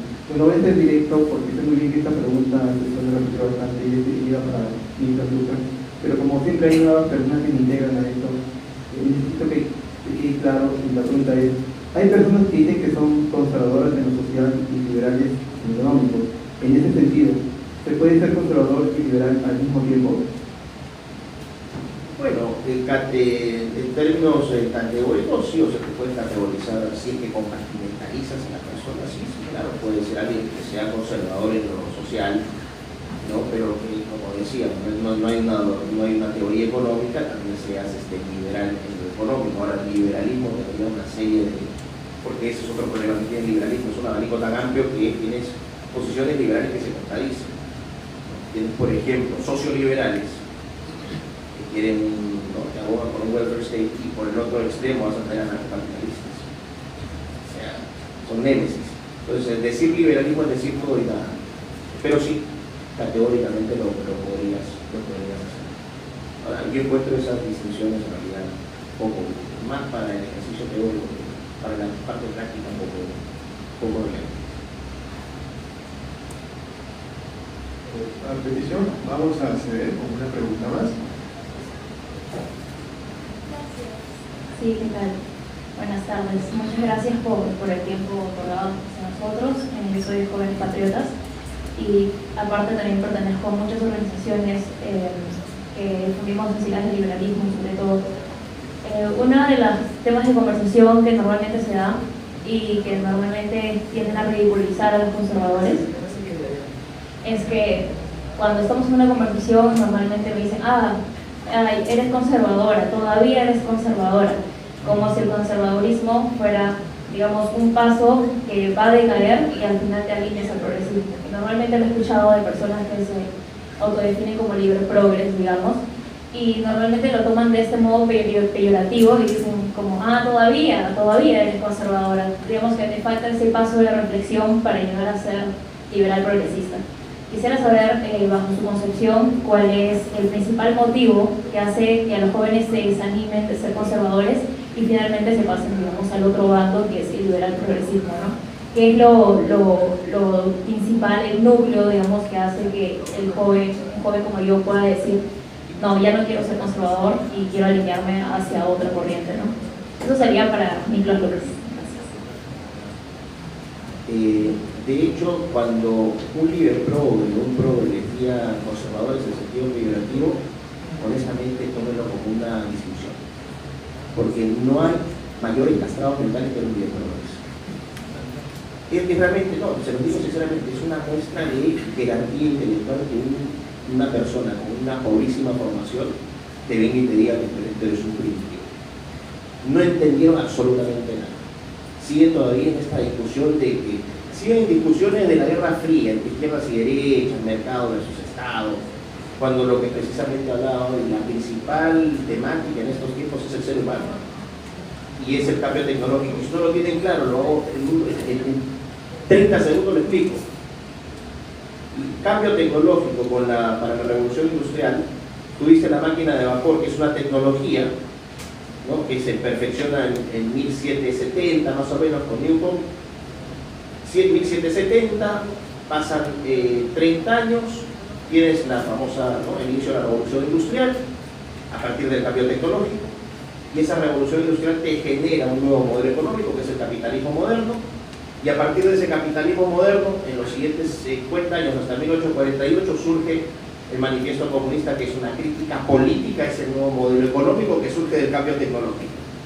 Ya mira, para brutos, ahora tienes tecnologías que son mucho más radicales que la máquina de vapor, la inteligencia artificial, la nanotecnología, la robótica, la edición genética, computación cuántica, etcétera, etcétera. Cada una de ellas con un poder de difusión atómicamente mayor que la máquina de vapor, que te están generando un nuevo modelo económico, que es un modelo económico digitalizado y automatizado, donde el ser humano ya pasa, ¿no?, gradualmente a dejar de ser un ser que vaya tomando decisiones.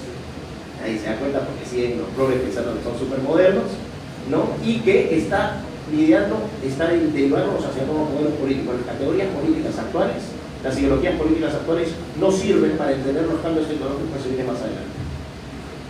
Porque el liberalismo no tiene una respuesta a la antropología del ser humano, el marxismo tampoco, el socialismo tampoco, y el conservadurismo sí, pero no entendido el conservadurismo como se entiende con un ser humano que no era amenazado por cambio tecnológico, sino un ser humano que sí puede ser modificado, redefinido, reconfigurado por la tecnología.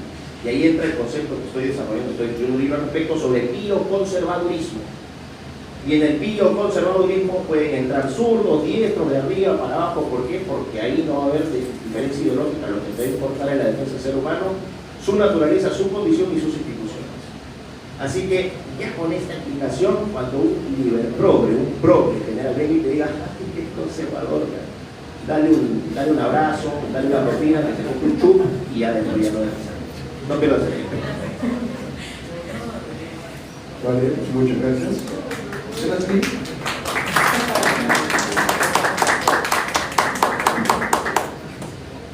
Vamos finalizando con la redundancia de las palabras finales de los ponentes. Vamos a brindarles un minuto a cada uno para que se despidan o digan lo que crean conveniente. Vamos en el orden en el que comenzamos. Lucas, Eduardo Nieto y Víctor Ponce. Bueno, no, nada, simplemente agradecer esta iniciativa, espero que se repita y en escenarios más apoteósicos, como corresponde, ¿no? Con que los alumnos ya no tengan miedo de venir, porque han venido aquí, los felicito, no solamente son consecuentes con lo que piensan, sino también en sus actos. Eso es otra cosa importante, ser consecuente entre lo que uno dice y lo que uno hace. Tener la valentía de plantarse y de defender sus ideas. Ustedes lo están demostrando aquí, son los pioneros de este movimiento que se está dando en el país. Me alegro mucho y espero que se replique en San Marcos, voy con casco, no importa, pero voy, ¿no? Y que se replique en todas las universidades del país, como ya lo estamos haciendo. Hay otros espacios en la Universidad Pública, en la Universidad Nacional de Cajamarca, ¿no?, en la de Bartizán, estamos abriendo espacios. Que siga así, porque finalmente ustedes van a ser los que sigan adelante en esta tierra antropológica. Así que felicitaciones y gracias por haber venido. Bueno, solamente agradecer también por la invitación. Bueno, casi no tengo consejos. La ventaja que podemos tener es, trabajar más en lectura, conocimiento. Cuanto más conozcan, va a ser más fácil poder argumentar y discutir con cualquiera. hay muchísima literatura hoy en día. Bueno, la ventaja que puede tener esta tecnología, en realidad yo veo muchas cosas críticas, pero una ventaja es el acceso a conocimiento. Hay que saber seleccionar. En todo caso, ¿no? Si uno encuentra un buen libro, inmediatamente hay que chequear la bibliografía para poder replicar y trabajar esa bibliografía. Así que eso es, ¿no? Esa sería la ventaja que podemos tener respecto a liberales o de izquierda, ¿no? En el último término. Y lo segundo, de pronto también tener ya una posibilidad de discutir o debatir con quienes tienen otras posiciones. Entiendo a veces que puede ser difícil que quieran venir, ¿no? En todo caso, precisamente por no debatir con quien quieran, pero a veces, no sé, la izquierda liberal no le gusta mucho debatir, ¿no? El Damián, cualquiera, ¿ya? Así que sería bueno hacer eso para la siguiente, ¿sí?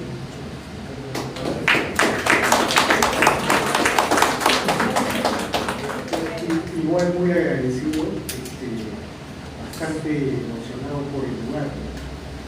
La Católica es, voy a decir algo que puede molestar a algunos. Bueno, Es una universidad. la nave nodriza y progresista. Digamos, el progresismo ha nacido y se ha inventado. Yo sostengo una tesis que el progresismo en la última década ha evitado que el Perú quiere ser un país desarrollado. Yo pienso, porque si el Perú seguía creciendo como lo hacía en la década anterior, es decir, sobre 6%, el Perú en 2021 hubiera tenido un ingreso per cápita casi el de un país desarrollado. Pero no fue así porque el Perú entró en una guerra política sin guardia. La guerra entre fujimoristas y antifujimoristas nos destrozó. Las narrativas contra la minería, contra la exportación, contra la agricultura, convirtieron al Estado peruano en uno de los más burocráticos de toda América Latina, en enemigo de la inversión privada, fuente más mayor. Que ustedes estén aquí para mí me emociona mucho, porque significa que algo se está quebrando. Iba a decir, iba a ser otro símil, pero creo que ya lo digo mejor. Sí, no salgo de acá para nada. En los 60 hubo otra universidad, no, más al sur de Perú, pero en fin, ya no hagamos símiles. Muchas gracias.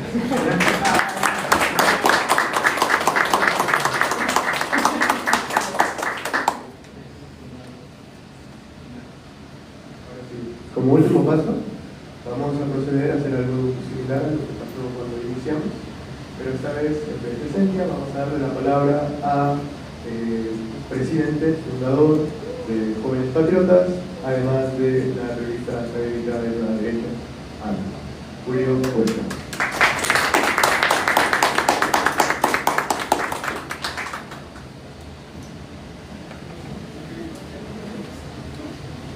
No voy a demorarme mucho porque sé que están con hambre y quieren ir a los eventos, ¿no? ¿Cuál ha sido el motivo principal para hacer este evento? ¿Por qué es que decidimos ser una católica? El mensaje es simple, es conciso. Hay que dejar de tener miedo, hay que dejar de ser tibios, hay que dejar de agachar la cabeza cuando vengan los progres, cuando vengan los zurdos, cuando vengan cualquiera de los aficionados de estas ideologías que lo único que quieren hacer es contribuir a la decadencia moral de Occidente, y más aún de nuestro país. Por eso es que nosotros hemos entendido que ante esta realidad, que ante este contexto, es necesario pararse, es necesario entender que ya no es tiempo para pensar, que estas estrategias centristas de creer que bajo una premisa pues hiperprogre vamos a lograr algo, vamos a cambiar el mundo, que mediante negociaciones, que mediante estirando la mano vamos a lograr pues que ya todo se calme, han demostrado en la práctica que ha fracasado. Desde mi universidad fracasó, aquí fracasó, en la política nacional fracasó. Así que el mensaje es simple, señores. La idea que nosotros tenemos que hacer es clara.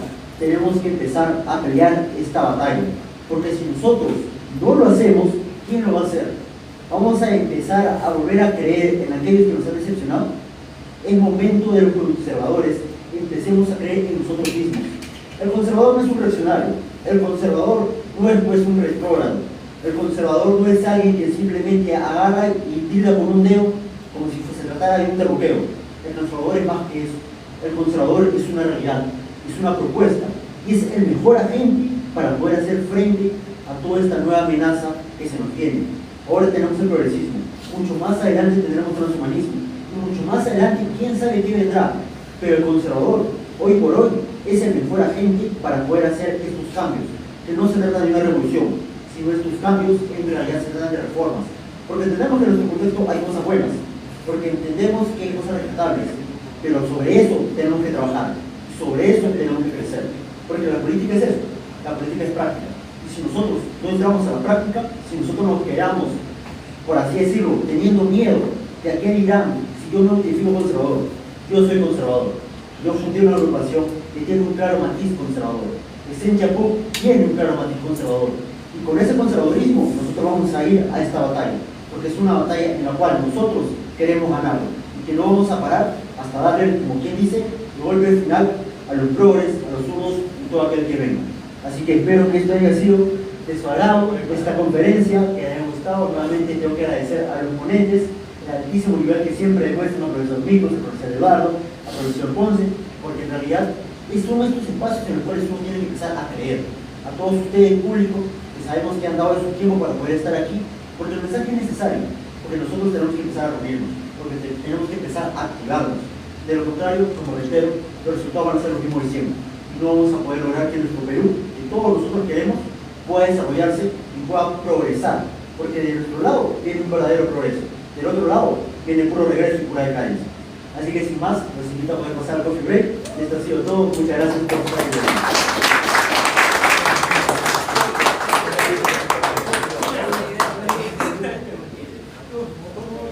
Antes de pasar al coffee break, los invito por favor a que se acerquen para tomarnos una foto grupal con todos los ponentes, con todos los logos.